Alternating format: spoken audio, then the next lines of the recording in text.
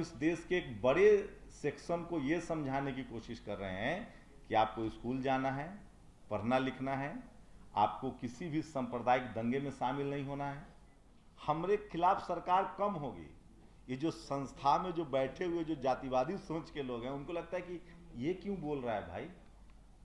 यहाँ से कोई शेड्यूल कास्ट बोल रहा है, कोई अल्पसंख्यक बोल रहा है, कोई पिछड़ा समाज का बोल रहा है, इसको तो बकरी चराना चाहिए था, इसको तो हल जोतना चाहिए था, कायदे से तो इसको ड्राइवर होना चाहिए था। ये पत्रकार कैसे हो सकता है।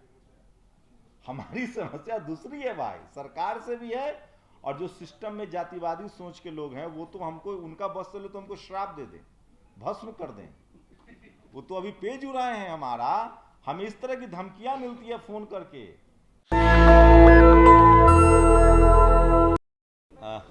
देखिए, मतलब आप लोग अवगत हैं हम लोग के विचारों से, बातों से। मैं अभी वही पंकज सर से बात कर रहा था कि एक्चुअली दिक्कत ये हो रही है कि जो संस्थागत मीडिया है, मैं उसको मेन स्ट्रीम तो नहीं कहता हूँ, संस्थागत कहता हूँ, क्योंकि उनके पास सालों का वर्चस्व है, उनके पास धन है, लीगल टीम है, सरकार के साथ वो उठते बैठते हैं, जजों के साथ, वकीलों के साथ उनका उठना बैठना होता है, सब उसके पड़ते। तो जो संस्थागत मीडिया है ना, उसने ये स्पेस दे दिया है सरकार को। उसकी जो भी वजह हैं, मैं आज की रिपोर्ट बता रहा हूं कि लगभग डेली डेली भारत सरकार मीडिया के दुश्मन नहीं है।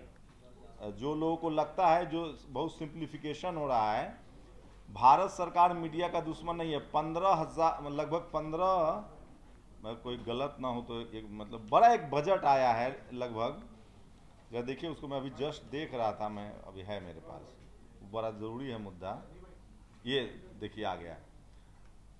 मोदी सरकार ने 11 साल में विज्ञापनों पर 5,987 करोड़ रुपए खर्च किए हैं। लगभग 1.5 करोड़, मतलब 1.5 करोड़ रुपए रोज खर्च किए हैं।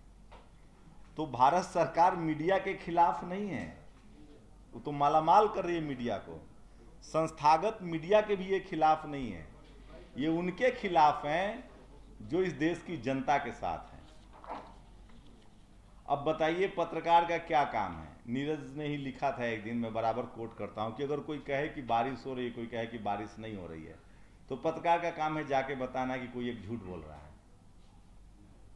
और एक दिक्कत सरकार को सबसे ज़्यादा इस बात से है कि एक बड़ा जो संस्थागत मीडिया है, वो उनके साथ, वो उन पर सवाल नहीं पूछ रहा है। नोटबंदी में सब कुछ ठीक था, लोग नहीं मरे, लाइनें नहीं लगी थी। आप लोग बताइए, कलेजा पर हाथ रख के। आज गैस मिल रहा है सबको, दिक्कतें नहीं हैं। मोटा मोटा सवाल है, आज क्या सब कुछ हरा हरा है क्या, मतलब क्या कहा जाए।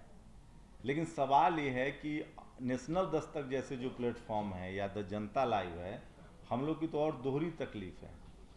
एक तो हम लोग के पास संस्थागत ढांचा नहीं है, और उसमें भी सोचिए, ऐसा नहीं है कि सरकार के खिलाफ वाले भी लोग पत्रकार बहुत हैं, उन पर भी दिक्कत ये है कि उनको लगता है कि उनका जो नैरेटिव है, जो इलेक्शन नैरेटिव है, पॉलिटिकल नैरेटिव है, हम लोग लगातार बात कर रहे हैं कि जो वीकर सेक्शन के लोग हैं, दलित हैं, पिछड़े हैं, किसान हैं, आदिवासी हैं, अल्पसंख्यक हैं, वो धार्मिक हिंसा में शामिल ना हो, कम्युनल राइट्स में। क्या ये गलत है बोलना।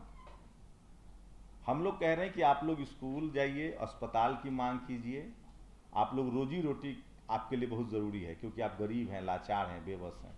क्या ये बात करना गलत है। हमारा तो इसलिए बंद किया गया है क्योंकि हम इस देश के एक बड़े सेक्शन को ये समझाने की कोशिश कर रहे हैं कि आपको स्कूल जाना है, पढ़ना लिखना है, आपको किसी भी सांप्रदायिक दंगे में शामिल नहीं होना है।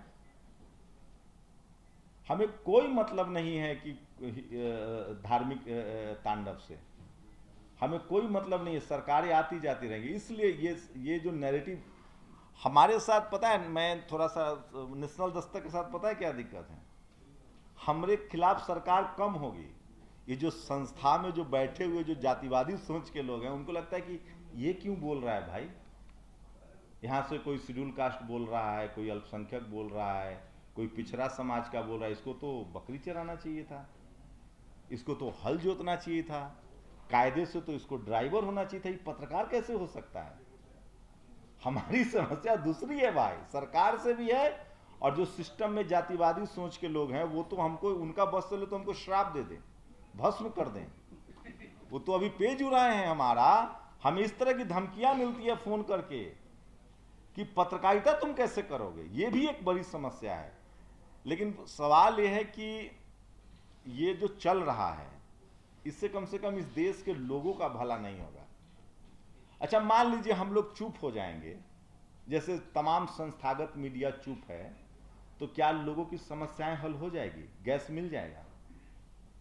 एम्स में आधे से ज़्यादा डिपार्टमेंट में फैकल्टी नहीं है, ऑपरेशन थिएटर नहीं चल रहे हैं, ये ठीक हो जाएगा? 1 लाख सरकारी स्कूलें बंद हो गई है देश में, वो ठीक हो जाएगा? हम नहीं बोलेंगे, हम कुछ और कर लेंगे, हम मजदूरी कर लेंगे। अगर उनको लगता है कि हम यही करके पेट पाल रहे हैं तो हम तो मजदूरी करने के लिए तैयार हैं। लेकिन क्या इस देश के लोगों की समस्याएं ठीक हो जाएंगी? क्या लोगों की जो समस्याएं हैं, गरीबी है, लाचार, हम लोग तो सरकार का आंख और कान बनने की कोशिश कर रहे हैं कि एक हमारे प्रधानमंत्री पूरा 150 करोड़ को तो एक इंडिविजुअल नहीं देख सकते हैं।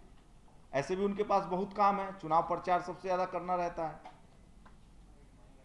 तो हम तो उनके आंख कान है कि सर आपके इस राज्य में ये प्रॉब्लम है, इस राज्य में खाने की समस्या है, गैस की समस्या हो रही है। हम तो मदद कर रहे हैं। पत्रकार क्या होता है? वॉच डॉग होता है, मदद कर रहा है।